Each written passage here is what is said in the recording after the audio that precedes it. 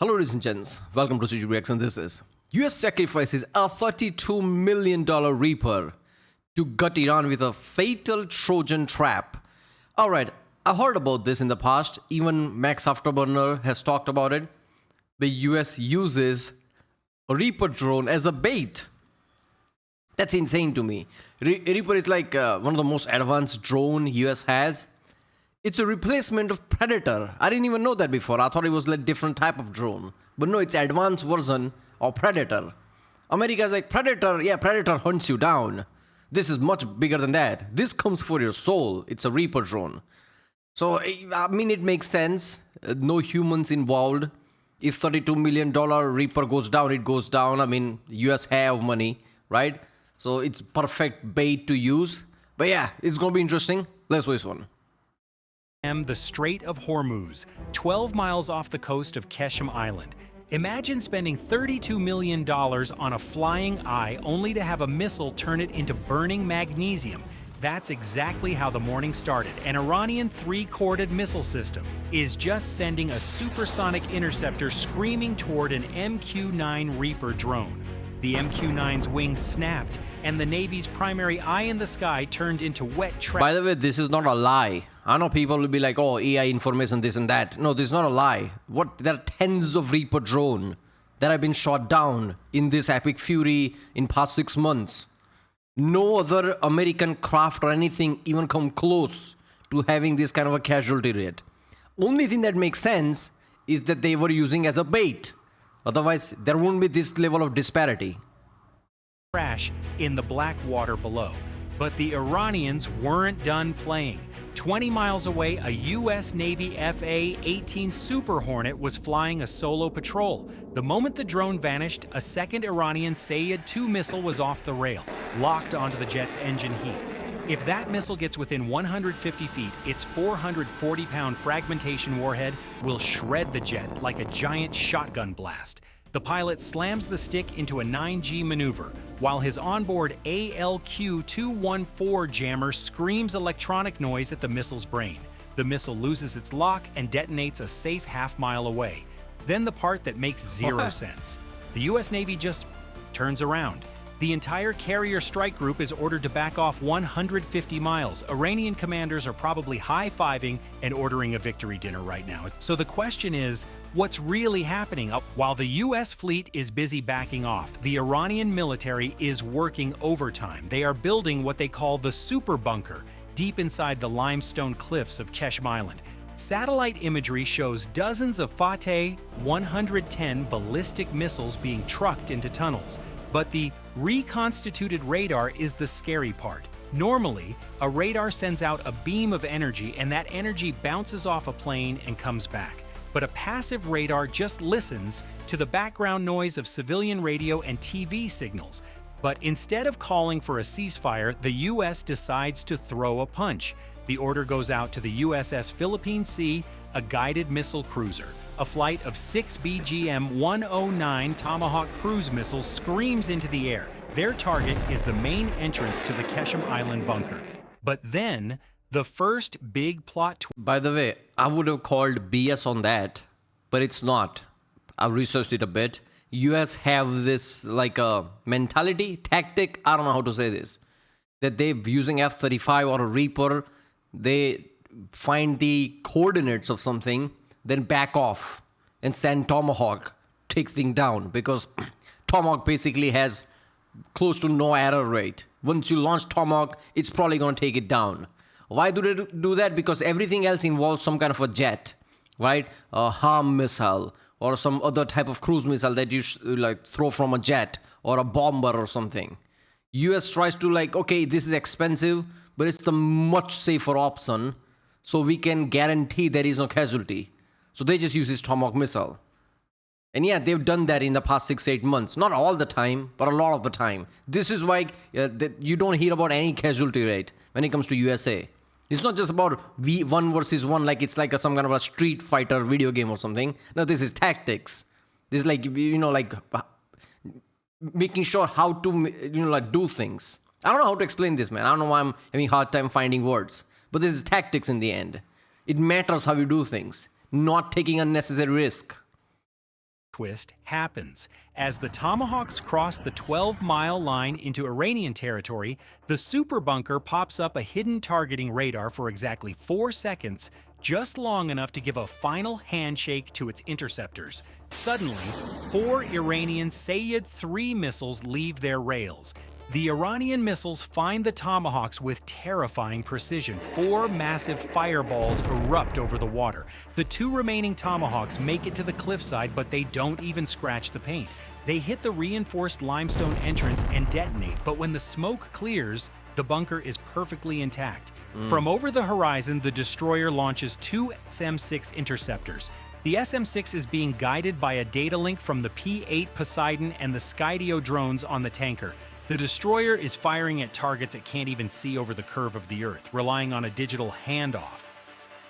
The USS Gravely, a multi-billion-dollar destroyer protecting the cruiser, immediately fires an SM-2 interceptor. The first Noor is vaporized 3 miles away, but the second missile seeker is surprisingly smart. It performs a random corkscrew maneuver that confuses the ship's primary radar for a split second. The Gravely has to drop into a close-in defense mode. 2 miles out, the ship launches a cloud of chaff, millions of tiny aluminum strips, to create a ghost ship for the missile to hit. This works as intended, pulling the missile's sensor away from the actual hull. That's how they do that. They send chaff in certain location. It just like heats up and like create this like a cloud type thing there.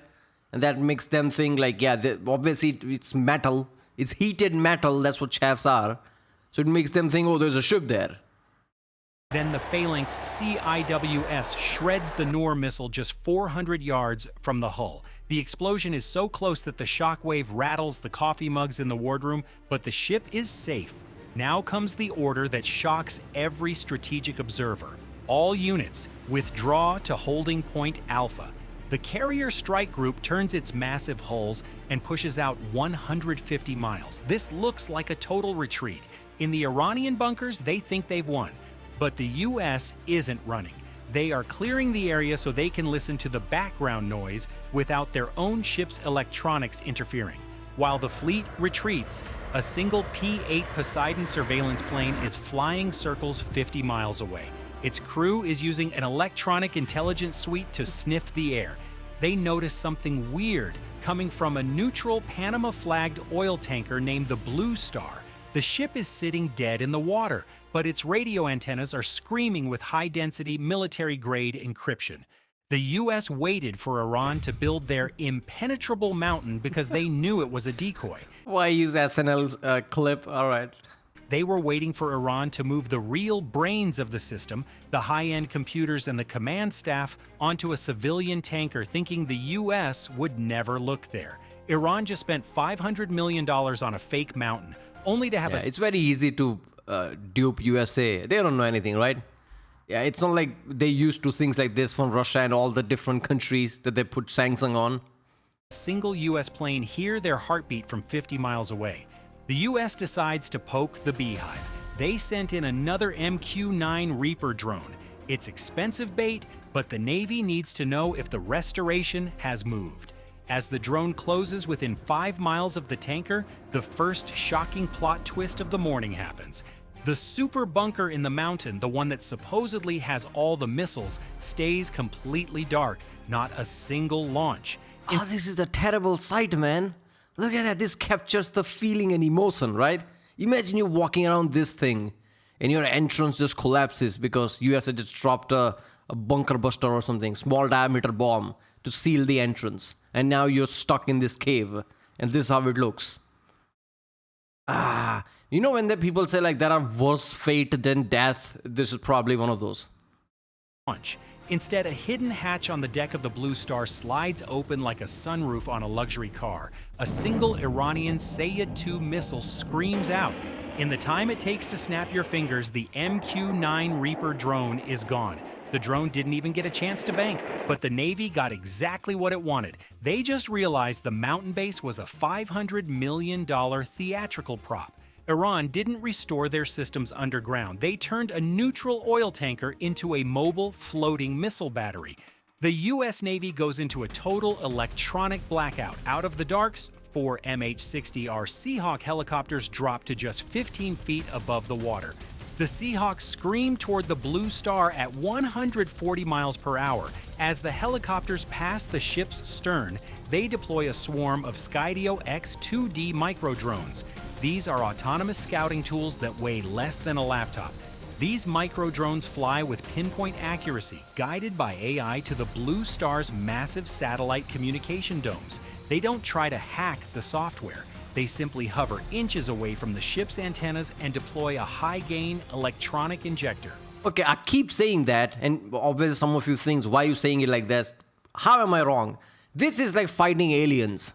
Any horror movie, including like some super intelligence or some alien, involves something like this. Some kind of like a surveillance like drone type thing comes and everybody hides from it. And there's some intense music plays in the background. This is what it is.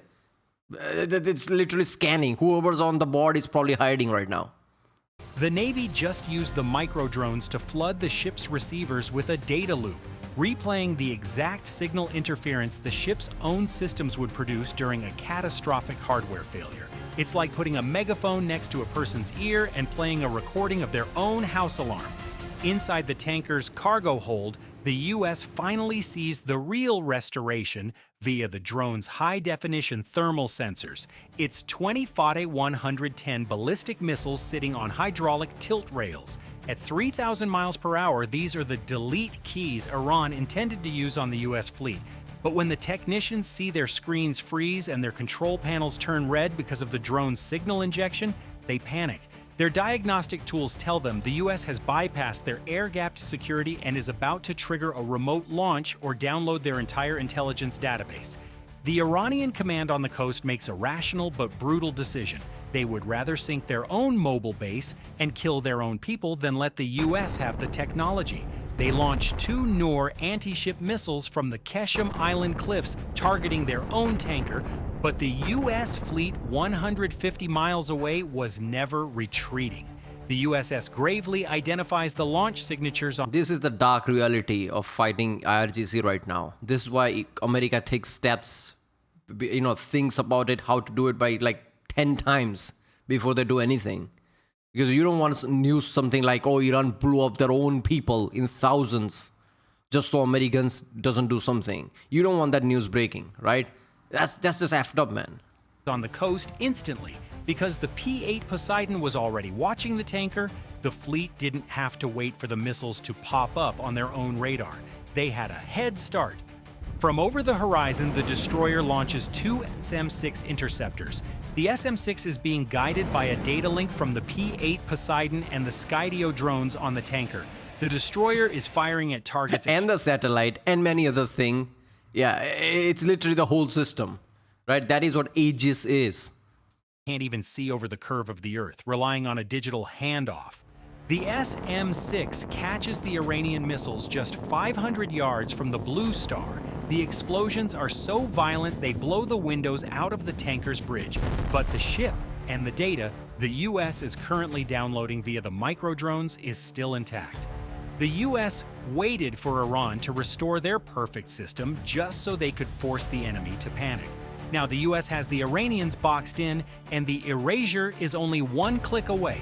The U.S. Navy finally hits the enter key, and the Iranian restoration turns into a very expensive, very loud funeral. The Skydio X 2D micro drones hovering over the Blue Star have finished their digital heist. They've beamed the tanker's internal communications and the exact locations of every missile back to the fleet. Okay, China was doing this. I didn't know Iran is doing that as well.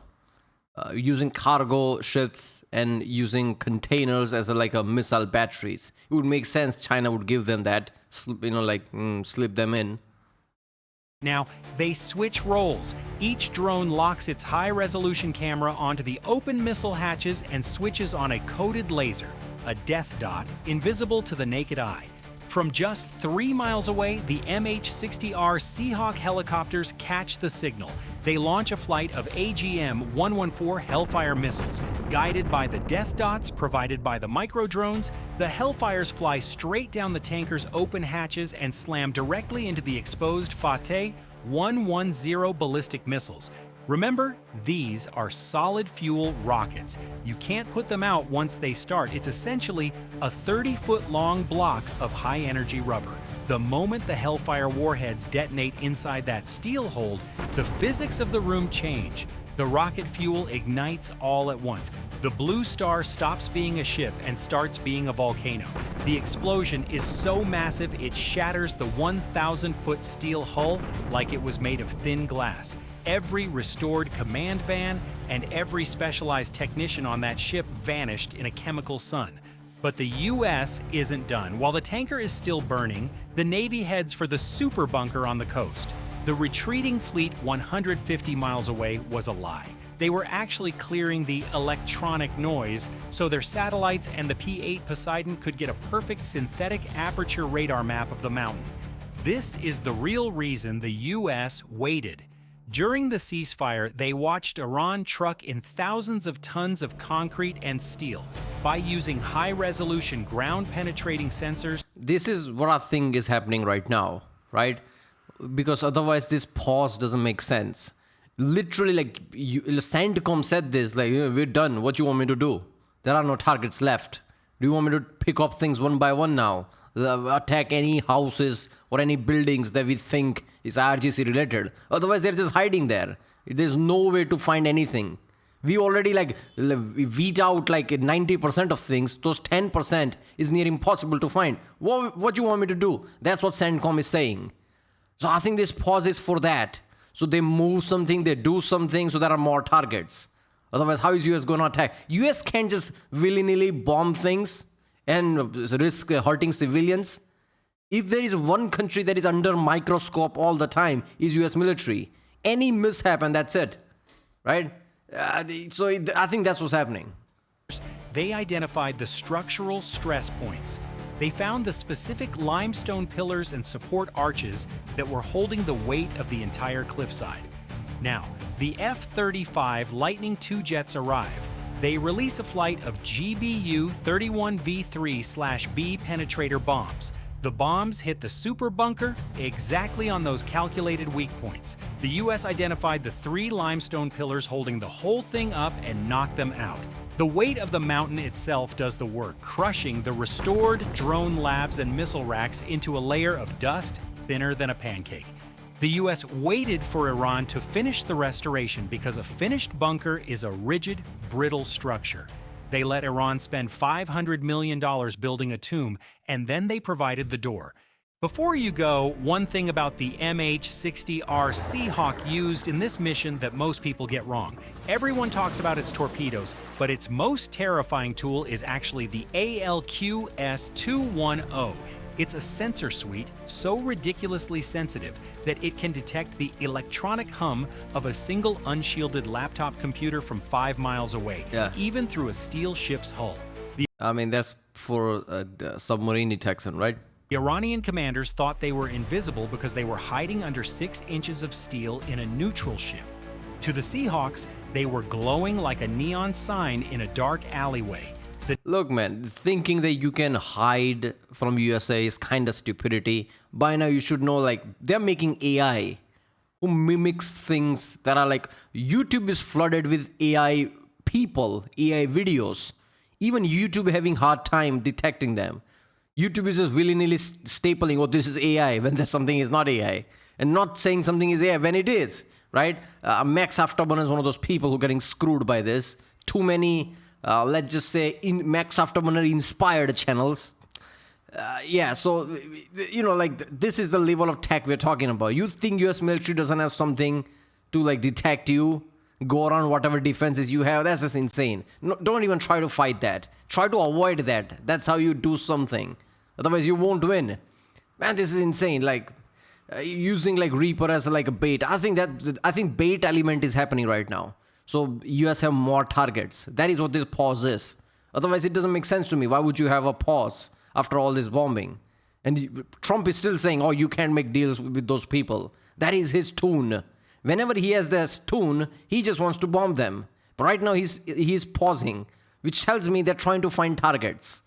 And when you pause, when your enemy thinks like, oh, everything's fine, they're stopped, that's when you make mistake. I think that's what's happening. There you go, people. US sacrificed a $32 million Reaper. Yeah, a lot of countries don't even have Reaper or something like Reaper, and they are just sacrificing left and right. That's overpowered shit. Alright, I'll see you next time.